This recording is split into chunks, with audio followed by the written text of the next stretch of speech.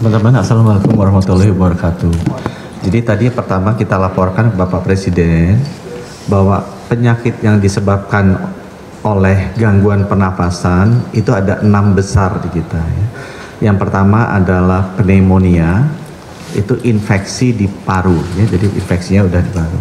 Yang kedua adalah ISPA, itu infeksi di saluran atas, jadi belum masuk paru. Yang ketiga adalah asma, itu ada masalah juga di saluran pernafasan. Yang keempat itu ada kanker paru, ada tuberkulosis, itu disebabkan oleh genetik maupun bakteri. Dan yang keenam itu penyakit paru obstruksi kronis atau PPOK. Itu yang memang harus panjang jangka waktunya. Nah, kita laporkan bahwa keenam penyakit yang disebabkan karena gangguan pernafasan ini beban BPJS-nya tahun lalu 10 triliun ya. Dan kalau ngelihat trennya di 2023 naik, terutama ISPA dan pneumonia, ini kemungkinan juga akan naik ya. Memang perlu kita sampaikan di sini, yang top 3-nya itu adalah infeksi paru atau pneumonia, infeksi saluran pernafasan yang di atas, kemudian asma.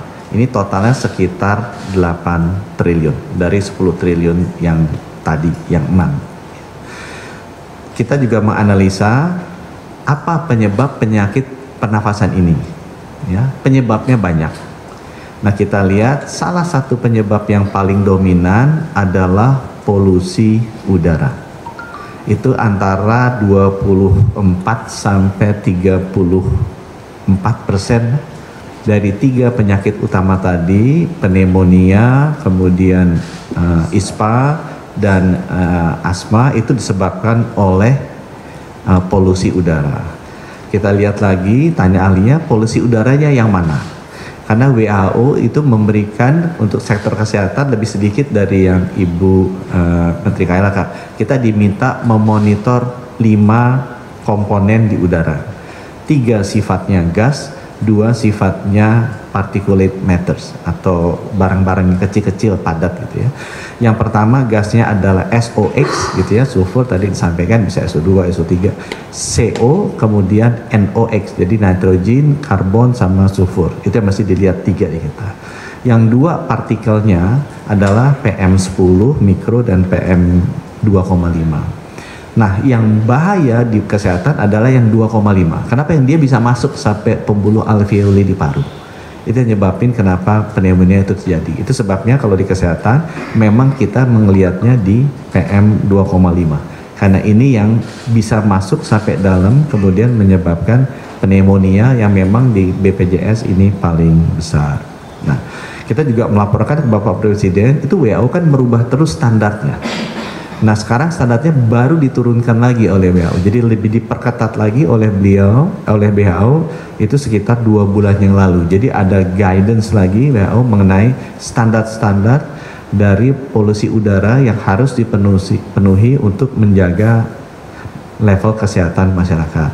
Dan arahan Bapak Presiden tadi, coba ini dibicarakan dulu dengan Menteri KLHK dan nanti Menteri KLHK lah yang akan menentukan ininya standarnya di mana supaya sama di seluruh industrinya ya. Nah, teman-teman, kalau kita udah tahu ternyata memang masalah di polusi udara, itu yang harus dilakukan monitoring dan juga dilakukan pengendaliannya. Ini di luar Kementerian Kesehatan ya. Kita adalah hasilnya nanti seperti apa kalau kena. Kita di puskesmas ada alat-alat monitoring yang kita bagi sebagai sanitarian kit, bisa dikasih tuh di seluruh puskesmas, tapi itu lebih ke indoor measurement sebenarnya. Bisa juga dipakai outdoor, tapi tidak terus menerus seperti yang tadi disampaikan oleh Ibu Menteri KLHK untuk mengetahui komponen-komponen kesehatan udara, tanah, dan air ya.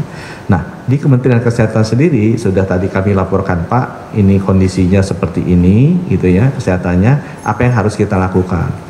Yang pertama adalah kita akan mengedukasi masyarakat terus nih. Oke, ini penyakit itu yang berhubungan sama polusi udara ada 6. Kontribusi paling besarnya dari PM2,5 yang berbahaya pneumonia dengan ISPA dan asma. PM25 itu kondisinya seperti ini. Cara mengukurnya nanti ikut Ibu Kementerian KLHK. Ini angkanya berapa, batasannya itu mesti dijaga. Nah, itu nanti edukasi kita akan terus lakukan, yang pertama ya. Yang kedua yang akan kita lakukan, kita menghimbau preventifnya.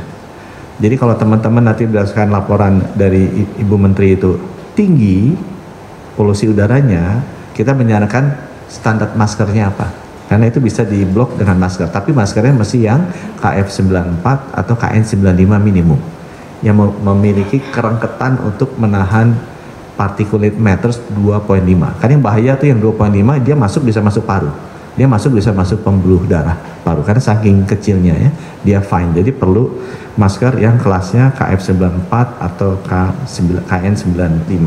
Itu yang untuk pencegahannya ya, edukasinya tadi udah. Nah, untuk pengobatannya kalau masuk, nah itu teman-teman cepat dibawa ke puskesmas. Nanti dokter-dokter di puskesmas mulai besok kita akan lakukan Zoom call untuk edukasi. Oh, kalau penyakit pernafasan seperti apa? Kalau itu masih masuk kategori ISPA, belum turun ke bawah gitu, masih di sini, harusnya bisa ditangani di puskesmas. Tapi kalau udah masuk ke pneumonia, jadi infeksinya sudah turun ke bawah, itu harus di ronsen. Itu harus dilakukan di rumah sakit. Kita juga nanti besok udah kerjasama dengan teman-teman dari Rumah Sakit Persahabatan sebagai koordinator respiratory disease-nya Kemenkes untuk bisa mendidik semua rumah sakit di Jabodetabek, semua puskesmas di Jabodetabek. Kalau ada ciri-ciri seperti ini, oh ini handle-nya begini. Kalau ada ciri-ciri seperti ini handle-nya begini. Dengan demikian kita harapkan kalau toh pun nanti ada yang masuk ke puskesmas atau ke rumah sakit, treatmentnya sudah sama, diagnosanya juga sudah sama. Ya, dengan demikian kita harapkan kesehatan masyarakat bisa tetap kita jaga. Mungkin dari kami demikian.